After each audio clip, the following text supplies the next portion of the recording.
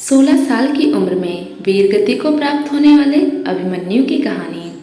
महाभारत की कहानी में आपने कई वीर योद्धाओं के बारे में पढ़ा या सुना होगा। आज हम महाभारत के एक ऐसे महान योद्धा के बारे में बताने जा रहे हैं जिसने महज 16 साल की उम्र में अपने पराक्रम से कौरवों सेना के चक्के छुड़ा दिए थे। इस योद्धा का नाम है अभिमन्यु। अभिमन्यु एक ऐसा शख्स जिनके जन्म से पहले ही तय था कि वह कब मरेगा। उसका वध करने के लिए कौरवों ने युद्ध के नियम भी ताक पर लगा दिए थे। तो चलिए दोस्तों, जानते हैं महायोद्धा अभिमन्यु की कहानी। 5 पांडवों में से एक अर्जुन और उनकी पत्नी सुभद्रा का बेटा था अभिमन्यु। सुभद्रा श्री कृष्ण की बहन थी, यानी कि अभिमन्यु श्री कृष्ण के भांजे थे। अभिमन्यु को चंद्रदेव का अवतार माना जाता है। पृथ्वी पर धर्म की स्थापना करने के लिए भगवान श्री कृष्ण अवतार लेने से पहले सभी देवी देवताओं से मंत्रणा करते हैं और योगदान करने को कहते हैं। इसके बाद कुछ देवता स्वयं मनुष्य बनकर धरती पर प्रकट हुए और कुछ देवताओं ने अपने पुत्र को भेज दिया। बारी जब चंद्र देवता की आई तो उन्होंने अपने पुत्र वर्चा को पृथ्वी पर भेजा, लेकिन चंद्रदेव ने कहा कि वो अपने पुत्र से ज़्यादा लंबे समय तक दूर नहीं रह सकते, इसलिए सिर्फ 16 साल के लिए अपने पुत्र को धरती पर भेजेंगे, फिर उसे वापस अपने पास बुला लेंगे। चंद्रदेव का यही पुत्र धरती पर अभिमन्यु के रूप में आया, यानी कि अभिमन्यु के जन्म से पहले तय हो गया था कि उनकी आयु महज 16 साल की रहेगी। पौराणिक मान्यताओं के मुताबिक पिछले जन्म में अभिमन्यु श्री कृष्ण का शत्रु हुआ करता था। उसका नाम कलैवन था।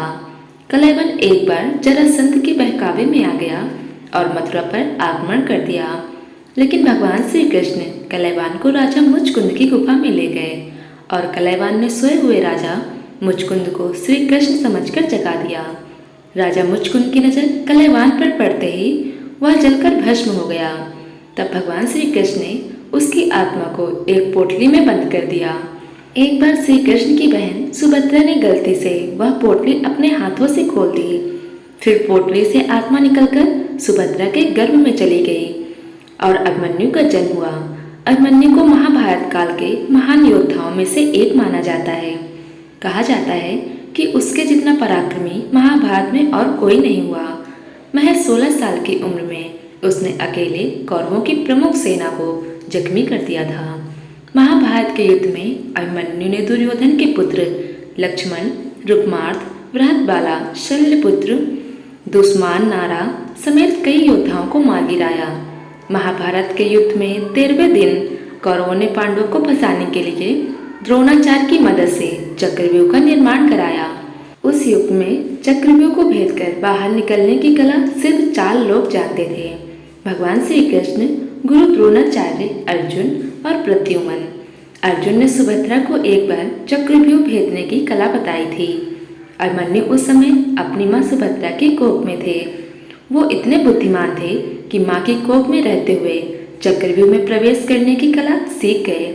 हालांकि उस समय सुभद्रा अर्जुन की बातें सुनते सुनते सो गईं। इसीलिए अभिमन्यु को चक्रव्यूह में प्रवेश करना तो आ गया, लेकिन उससे बाहर निकलना नहीं आया। युद्ध के दौरान अभिमन्यु चक्र के अंदर घुस गए। वो लगातार लड़ते हुए चक्रव्यूह को भेदते चले गए।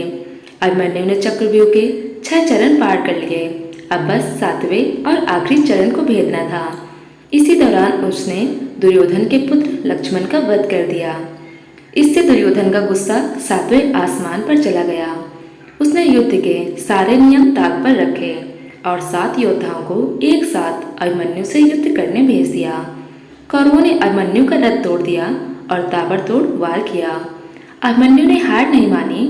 उन्होंने रथ के पहिए से खुद को बचाते हुए युद्ध करने लगे और अपनी आखिरी सांस तक लड़ा। हालांकि कौरवों अपनी चाल पर कामयाब हो गए और अभिमन्यु की मृत्यु हो गई। दोस्तों, उम्मीद करते हैं आज की कहानी आपको पसंद आई होगी। अगर हाँ तो वीडियो को लाइक करें, चैनल पर नए हो तो चैनल को सब्सक्राइब करें। धन्यवाद दोस्तों।